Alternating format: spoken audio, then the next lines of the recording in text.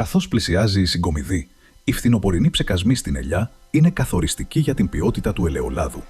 Οι προσβολές από τον δάκο προκαλούν πληγές στους καρπούς και οδηγούν σε ποιοτική υποβάθμιση του ελαιολάδου με υψηλότερες οξύτητες και αλλίωση της γεύσης. Από τις πληγές που δημιουργεί ο δάκος εισέρχονται παθογόνοι μύκητες όπως το γλιοσπόριο, το κυκλοκόνιο και η βούλα, ιδιαίτερα με την αυξημένη υγρασία και τις πρώτες φθινοπορεινές βροχές. Για την αντιμετώπιση, εφαρμόζουμε ψεκασμούς με εγκεκριμένα σκευάσματα για τον δάκο και χαλκούχα προϊόντα σε ήπιες μορφές όπως ο γλουκονικός χαλκός. Συνιστάται επίσης η χρήση βιολογικών σκευασμάτων όπως Saccharomyces cerevisiae που ενισχύουν τη φυσική αντοχή των δέντρων. Φροντίστε την καλλιέργεια και την ποιότητα του ελαιολάδου σας. Για εγκεκριμένα σκευάσματα και επιστημονικές πληροφορίες επισκεφτείτε το plantpro.gr.